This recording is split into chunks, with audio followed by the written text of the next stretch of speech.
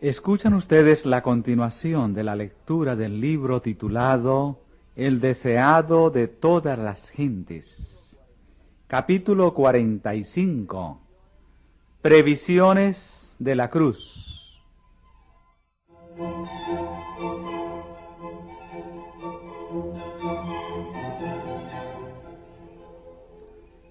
La obra de Cristo en la tierra se acercaba rápidamente a su fin. Delante de él, en vívido relieve, se hallaban las escenas hacia las cuales sus pies le llevaban. Aún antes de asumir la humanidad, vio toda la senda que debía recorrer a fin de salvar lo que se había perdido. Cada angustia que iba a desgarrar su corazón, cada insulto que iba a amontonarse sobre su cabeza, cada privación que estaba llamado a soportar, fueron presentados a su vista antes que pusiera a un lado su corona y mantos reales y bajara del trono para revestir su divinidad con la humanidad. La senda del pesebre hasta el Calvario estuvo toda delante de sus ojos. Conoció la angustia que le sobrevendría. La conoció toda y sin embargo dijo: «He aquí yo vengo, en el rollo del libro está escrito de mí. Me complazco en hacer tu voluntad, oh Dios mío, y tu ley está en medio de mi corazón».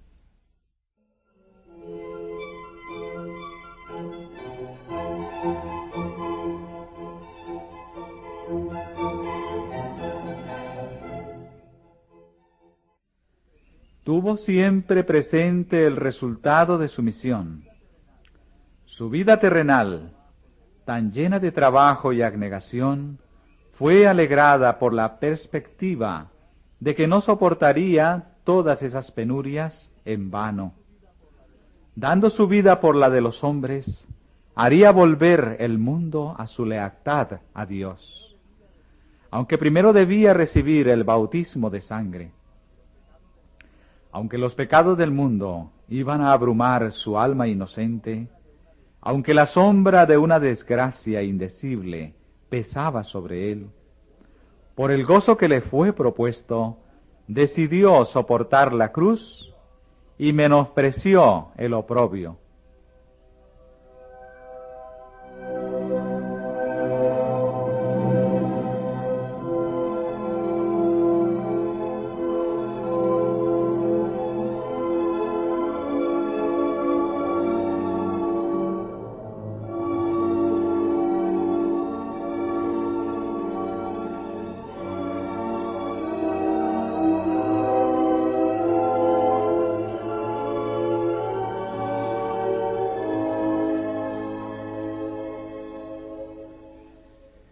Pero las escenas que le esperaban estaban todavía ocultas para los elegidos compañeros de su ministerio.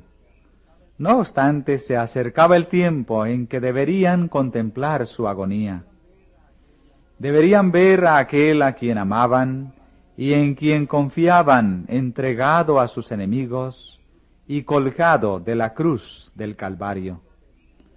Pronto tendría que dejar que afrontaran el mundo sin el consuelo de su presencia visible. Él sabía cómo los perseguirían el odio acérrimo y la incredulidad, y deseaba prepararlos para sus pruebas.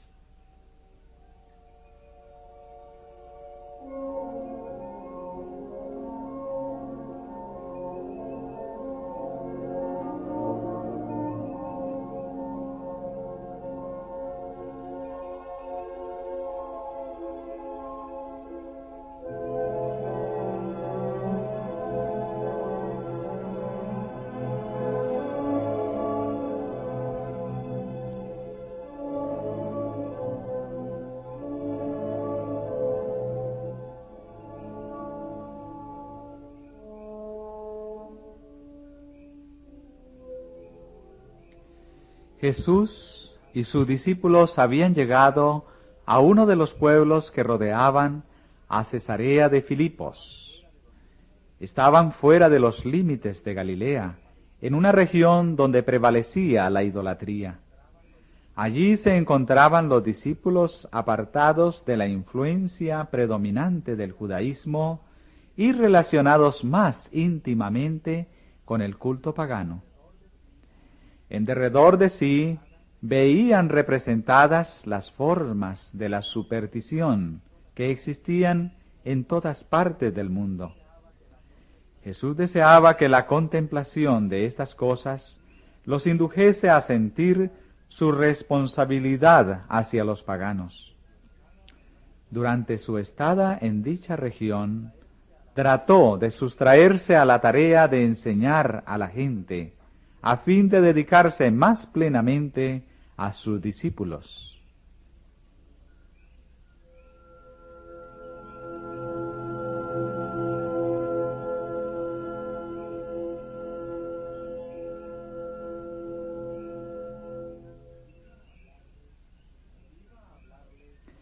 Iba a hablarles de los sufrimientos que le aguardaban, pero primero se apartó solo y rogó a Dios que sus corazones fuesen preparados para recibir sus palabras. Al reunírseles, no les comunicó enseguida lo que deseaba impartirles. Antes de hacerlo, les dio una oportunidad de confesar su fe en Él para que pudiesen ser fortalecidos para la prueba venidera. Preguntó: ¿quién dicen los hombres que es el Hijo del Hombre?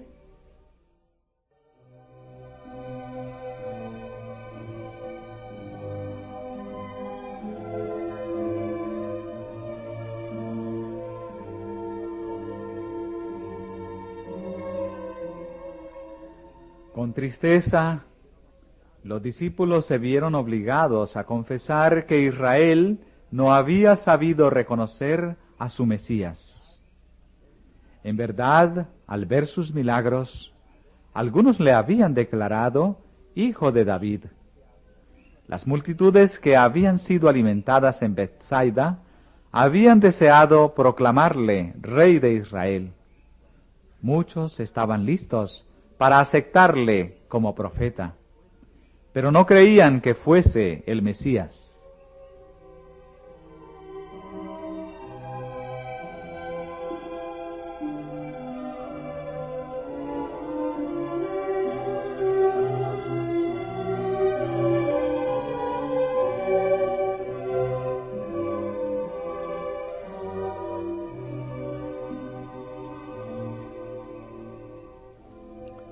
Jesús hizo entonces una segunda pregunta relacionada con los discípulos mismos. ¿Y vosotros, quién decís que soy? Pedro respondió: Tú eres el Cristo, el Hijo del Dios viviente.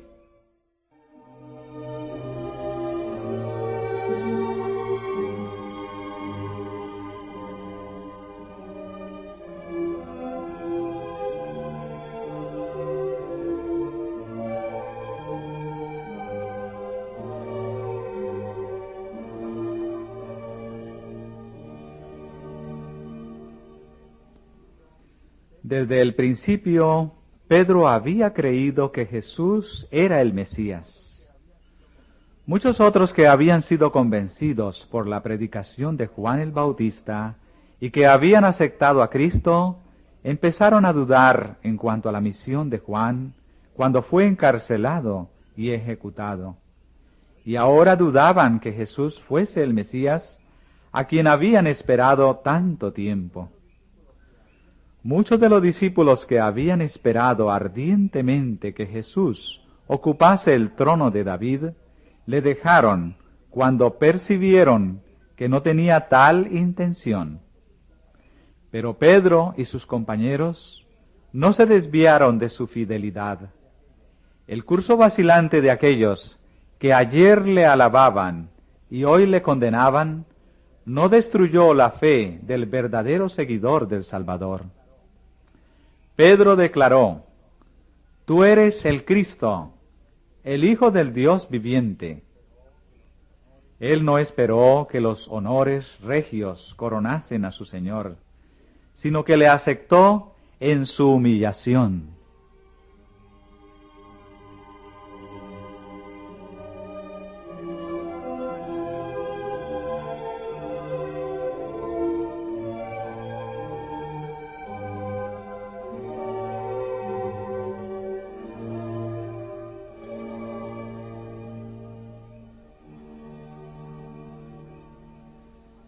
Pedro había expresado la fe de los 12.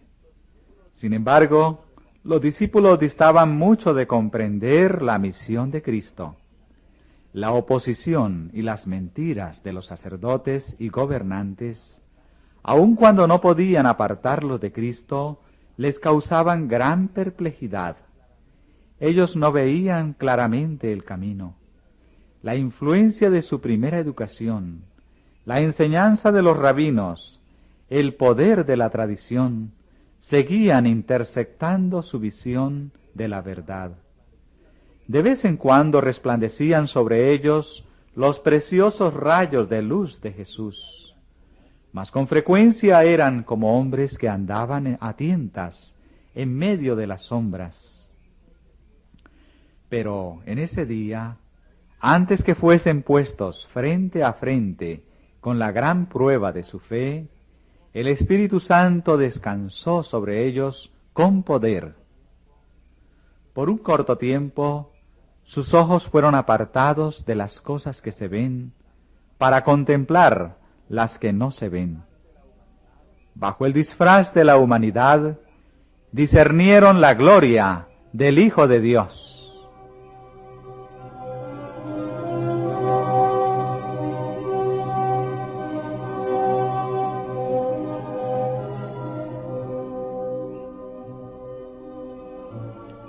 Jesús contestó a Pedro: Bienaventurado eres, Simón, hijo de Jonás, porque no te lo reveló carne ni sangre, mas mi Padre que está en los cielos.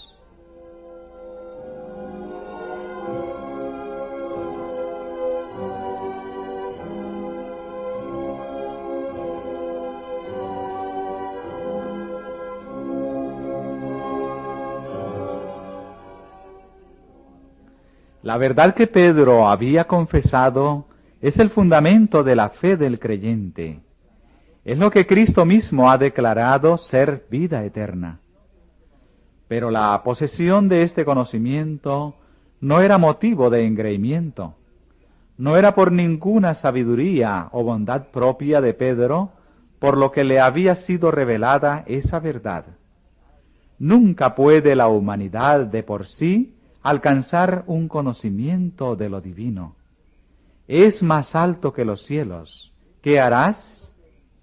Es más profundo que el infierno.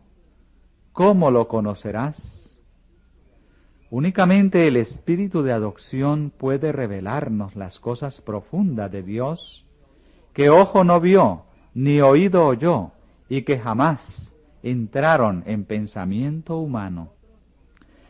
Pero a nosotros nos lo ha revelado Dios por medio de su Espíritu, porque el Espíritu escudriña todas las cosas, y aun las cosas profundas de Dios. El secreto de Jehová es para los que le temen. Y el hecho de que Pedro discernía la gloria de Dios era evidencia de que se contaba entre los que habían sido enseñados de Dios. En verdad, bienaventurado eres, Simón, hijo de Jonás, porque no te lo reveló carne ni sangre.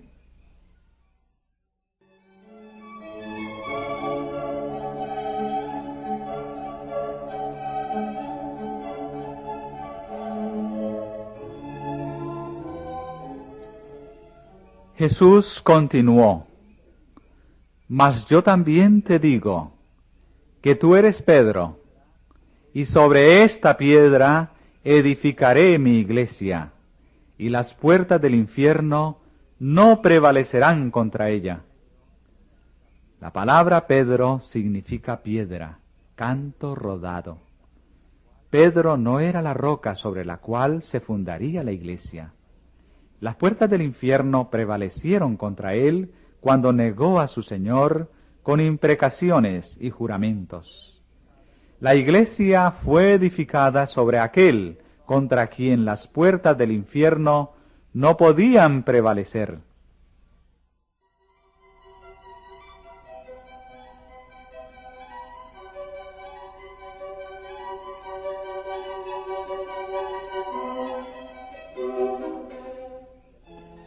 Siglos antes del advenimiento del Salvador, Moisés había señalado la roca de la salvación de Israel.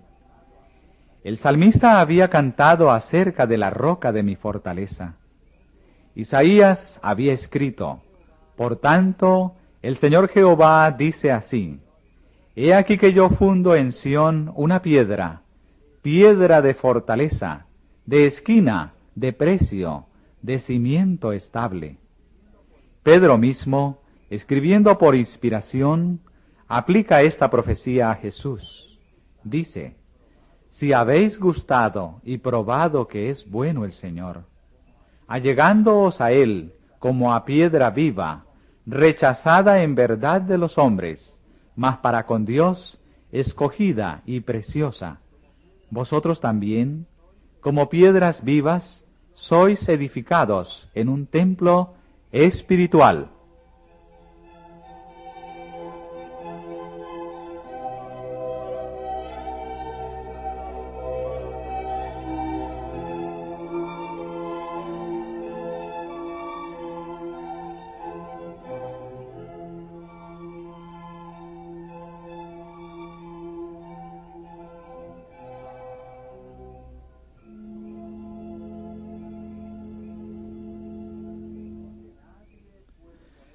Porque nadie puede poner otro fundamento que el que está puesto, el cual es Jesucristo.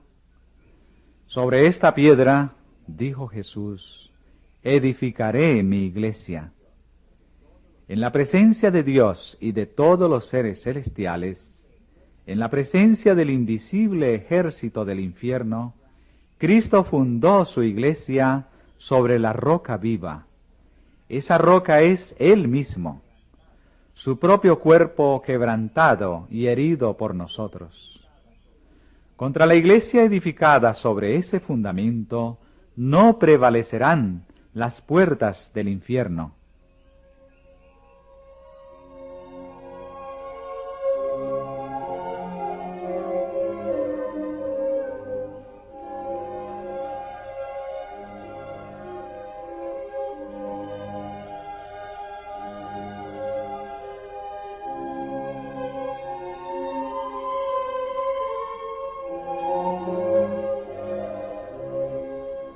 Cuán débil parecía la iglesia cuando Cristo pronunció estas palabras. Se componía apenas de un puñado de creyentes contra quienes se dirigía todo el poder de los demonios y de los hombres malos. Sin embargo, los discípulos de Cristo no debían temer. Edificados sobre la roca de su fortaleza, no podían ser derribados.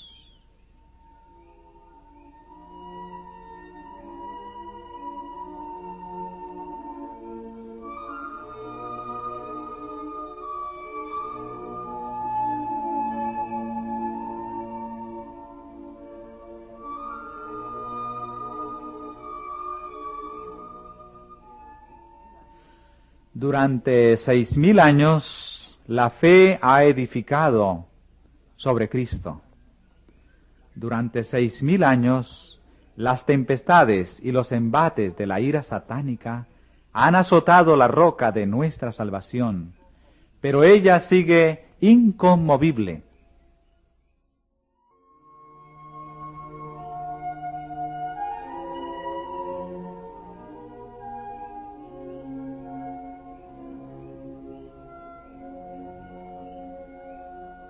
Pedro había expresado la verdad que es el fundamento de la fe de la Iglesia, y Jesús le honró como representante de todo el cuerpo de los creyentes. Dijo: a ti daré las llaves del reino de los cielos, y todo lo que ligares en la tierra será ligado en los cielos, y todo lo que desatares en la tierra será desatado en los cielos.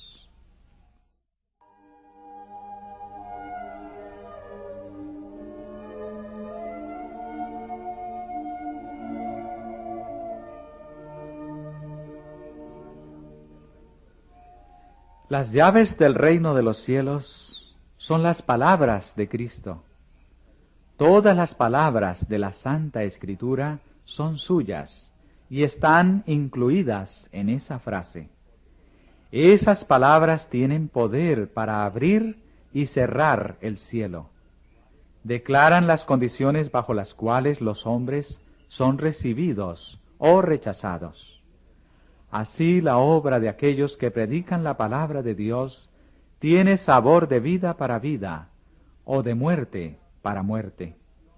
La suya es una misión cargada de resultados eternos.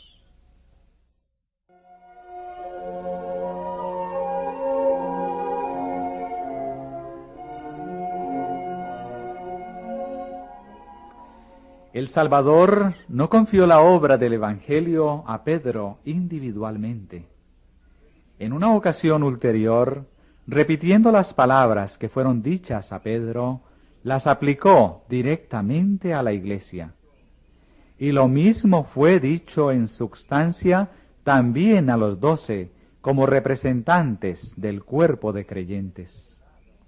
Si Jesús hubiese delegado en uno de los discípulos alguna autoridad especial sobre los demás, no los encontraríamos contendiendo con tanta frecuencia acerca de quién sería el mayor. Se habrían sometido al deseo de su maestro y habrían honrado a aquel a quien él hubiese elegido.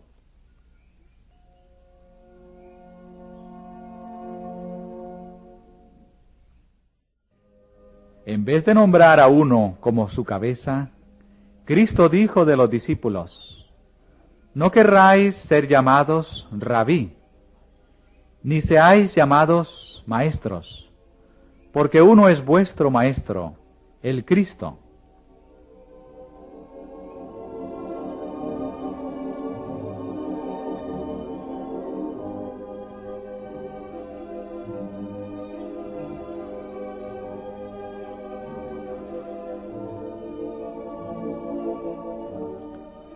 Cristo es la cabeza de todo varón.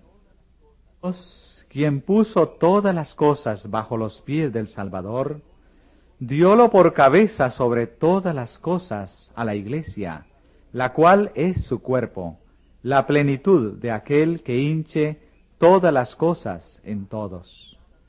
La Iglesia está edificada sobre Cristo como su fundamento.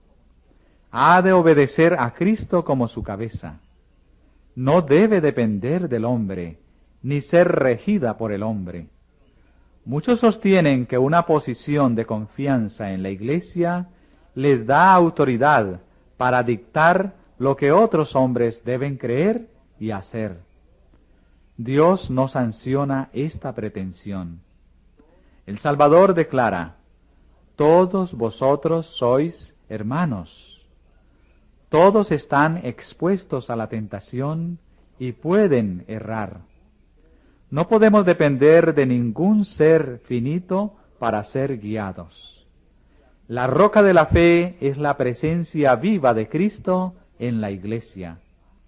De ella puede depender el más débil, y los que se creen los más fuertes resultarán los más débiles, a menos que hagan de Cristo su eficiencia.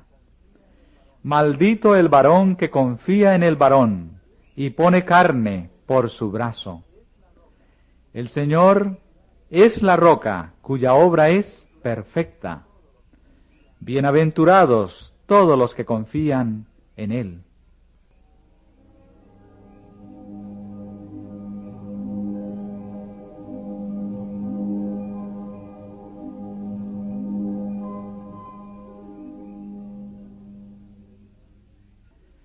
Después de la confesión de Pedro, Jesús encargó a los discípulos que a nadie dijeran que Él era el Cristo.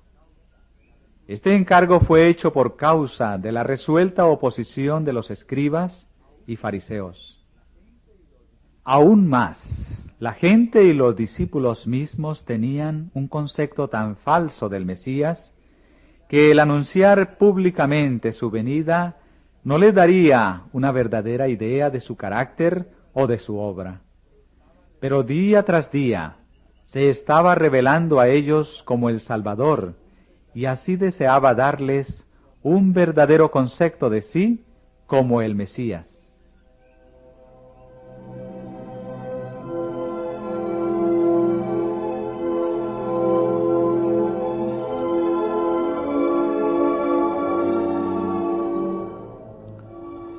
Los discípulos seguían esperando que Cristo reinase como príncipe temporal. Creían que, si bien les había ocultado durante tanto tiempo su designio, no permanecería siempre en la pobreza y oscuridad, que debía estar acercándose el tiempo en que establecería su reino. Nunca creyeron los discípulos que los sacerdotes y rabinos no iban a cejar en su odio, que Cristo sería rechazado por su propia nación, condenado como impostor y crucificado como malhechor. Pero la hora del poder de las tinieblas se acercaba y Jesús debía explicar a sus discípulos el conflicto que les esperaba. Él se entristecía al pensar en la prueba.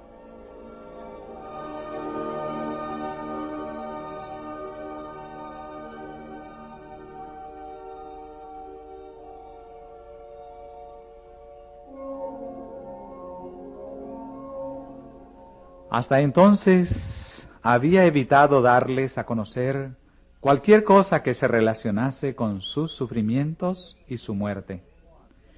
En su conversación con Nicodemo había dicho: como Moisés levantó la serpiente en el desierto, así es necesario que el Hijo del Hombre sea levantado, para que todo aquel que en él creyere no se pierda, sino que tenga vida eterna. Pero los discípulos no lo habían oído, y si lo hubiesen oído, no lo habrían comprendido. Pero ahora habían estado con Jesús, escuchando sus palabras y contemplando sus obras, hasta que, no obstante la humildad de su ambiente y la oposición de los sacerdotes y del pueblo, podían unirse al testimonio de Pedro. Tú eres el Cristo, el Hijo del Dios viviente. Ahora había llegado el momento de apartar el velo que ocultaba el futuro.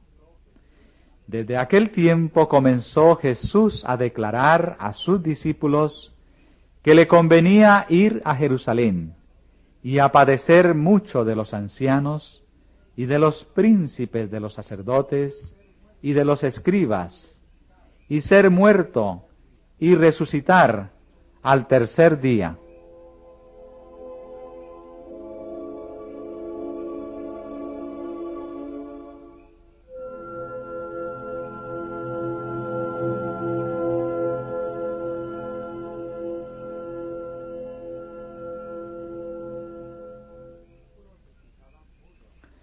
Los discípulos escuchaban mudos de tristeza y asombro. Cristo había aceptado el reconocimiento de Pedro cuando le declaró Hijo de Dios. Y ahora sus palabras, que anunciaban sus sufrimientos y su muerte, parecían incomprensibles. Pedro no pudo guardar silencio. Se asió de su maestro como para apartarlo de su suerte inminente, exclamando: Señor, ten compasión de ti. En ninguna manera esto te acontezca.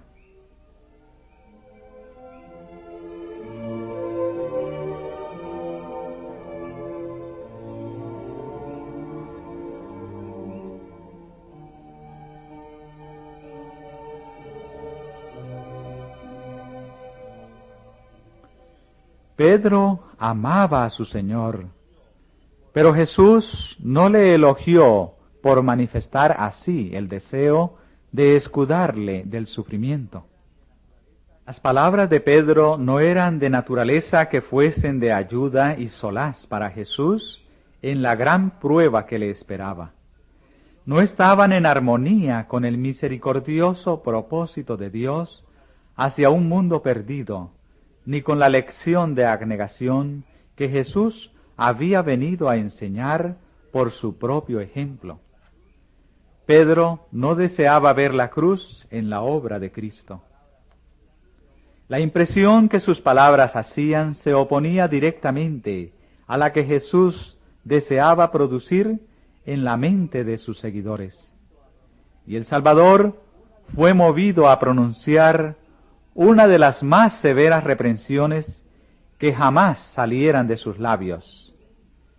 «Quítate delante de mí, Satanás. Me eres escándalo, porque no entiendes lo que es de Dios, sino lo que es de los hombres».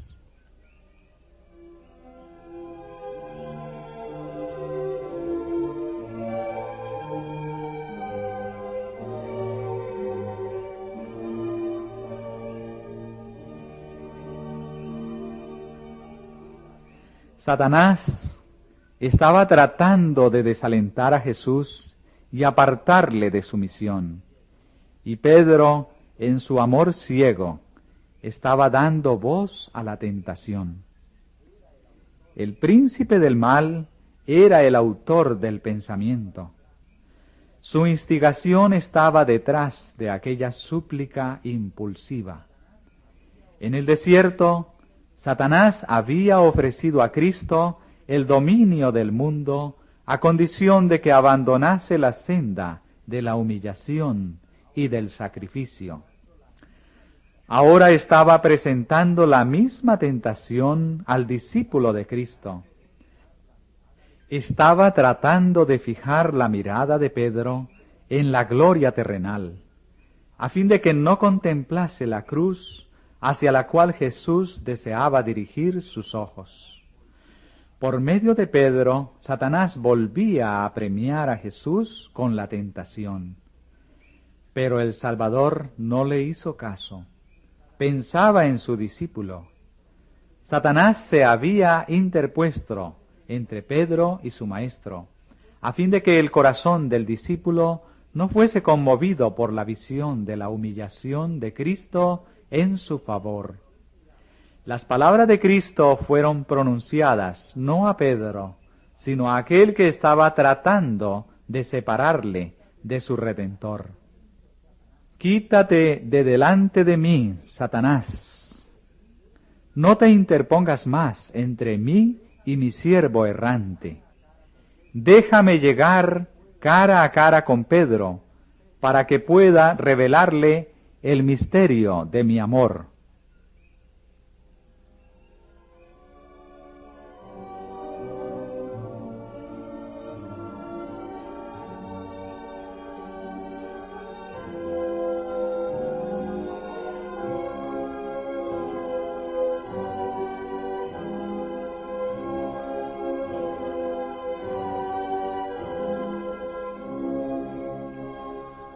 Fue una amarga lección para Pedro, una lección que aprendió lentamente, la de que la senda de Cristo en la tierra pasaba por la agonía y la humillación.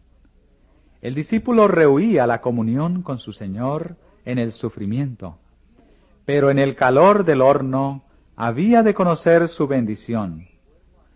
Mucho tiempo más tarde, cuando su cuerpo activo se inclinaba bajo el peso de los años y las labores, escribió: «Carísimos, no os maravilléis cuando sois examinados por fuego, lo cual se hace para vuestra prueba, como si alguna cosa peregrina os aconteciese. Antes bien gozaos en que sois participantes de las aflicciones de Cristo, para que también en la revelación de su gloria os gocéis en triunfo».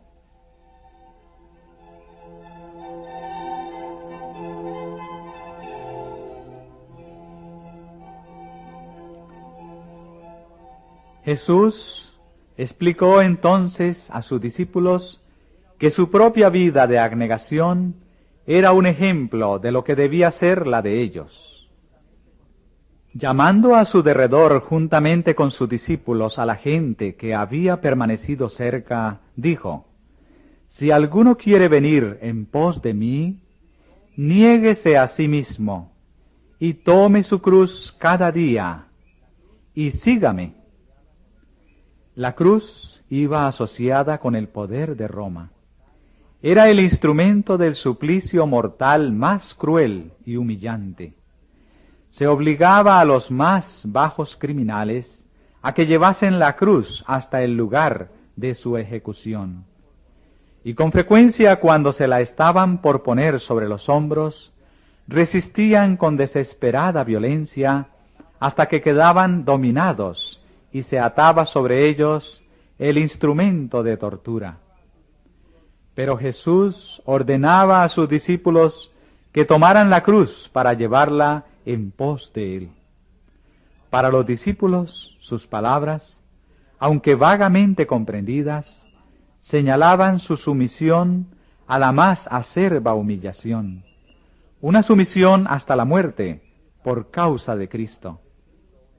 El Salvador no podría haber descrito una entrega más completa, pero todo esto Él lo había aceptado por ellos. Jesús no reputó el cielo como lugar deseable mientras estábamos perdidos. Él dejó los atrios celestiales para venir a llevar una vida de oprobios e insultos y soportar una muerte ignominiosa. El que era rico en los inestimables tesoros del cielo se hizo pobre, a fin de que por su pobreza fuésemos enriquecidos. Hemos de seguir la senda que Él pisó. El amor hacia las almas por las cuales Cristo murió significa crucificar al yo. El que es hijo de Dios debe desde entonces considerarse como eslabón de la cadena arrojada para salvar al mundo. Es uno con Cristo en su plan de misericordia y sale con Él a buscar y salvar a los perdidos. El cristiano ha de comprender siempre que se ha consagrado a Dios y que en su carácter ha de revelar a Cristo al mundo. La abnegación, la simpatía y el amor manifestados en la vida de Cristo han de volver a aparecer en la vida del que trabaja para Dios. El que quisiere salvar su vida, la perderá. Y el que perdiere su vida por causa de mí y del Evangelio, la salvará. El egoísmo es muerte. Ningún órgano del cuerpo podría vivir si limitase su servicio a sí mismo. Si el corazón dejase de mandar sangre a la mano y a la cabeza, no tardaría en perder su fuerza. Así como nuestra sangre vital, el amor de Cristo se difunde por todas las partes de su cuerpo místico. Somos miembros unos de otros, y el alma que se niega a impartir perecerá. ¿Y de qué aprovecha al hombre, dijo Jesús, si granjeare todo el mundo y perdiere su alma? ¿O qué recompensa dará el hombre por su alma? Más allá de la pobreza y humillación del presente, Él señaló a sus discípulos su venida en gloria, no con el esplendor de un trono terrenal, sino con la gloria de Dios y las huestes celestiales. Y entonces dijo: pagará a cada uno conforme a sus obras. Luego, para alentarlos, les dio la promesa: de cierto os digo, hay algunos de los que están aquí que no gustarán la muerte hasta que hayan visto al Hijo del Hombre viniendo en su reino. Pero los discípulos no comprendieron sus palabras. La gloria parecía lejana. Sus ojos estaban fijos en la visión más cercana, la vida terrenal de pobreza, de humillación y sufrimiento. ¿Debían abandonar sus brillantes expectativas del reino del Mesías? ¿No habían de ver su Señor exaltado al trono de David? ¿Podría ser que Cristo hubiera de vivir como humilde vagamundo sin hogar y hubiera de ser despreciado, rechazado y ejecutado? La tristeza oprimía su corazón, por cuanto amaban a su Maestro. La duda acosaba también sus mentes, porque les parecía incomprensible que el Hijo de Dios fuese sometido a tan cruel humillación. Se preguntaban por qué habría de ir voluntariamente a Jerusalén para recibir el trato que les había dicho que iba a recibir. ¿Cómo podía resignarse a una suerte tal y dejarlos en mayores tinieblas que aquellas en las cuales se debatían antes que se revelase a ellos? En la región de Cesarea de Filipos, Cristo estaba fuera del alcance de Herodes y Caifás. Razonaban los discípulos. No tenían nada que temer del odio de los judíos, ni del poder de los romanos. ¿Por qué no trabajar allí, lejos de los fariseos? ¿Por qué necesitaba entregarse a la muerte? Si había de morir, ¿cómo podría establecerse su reino tan firmemente que las puertas del infierno no prevaleciesen contra él? Para los discípulos, esto era, a la verdad, un misterio. Ya estaban viajando por la ribera del mar de Galilea hacia la ciudad donde todas sus esperanzas quedarían destrozadas. No se atrevían a reprender a Cristo, pero conversaban entre sí en tono bajo y pesaroso acerca de lo que sería el futuro. Aún en medio de sus dudas, se aferraban al pensamiento de que alguna circunstancia imprevista podría impedir la suerte que parecía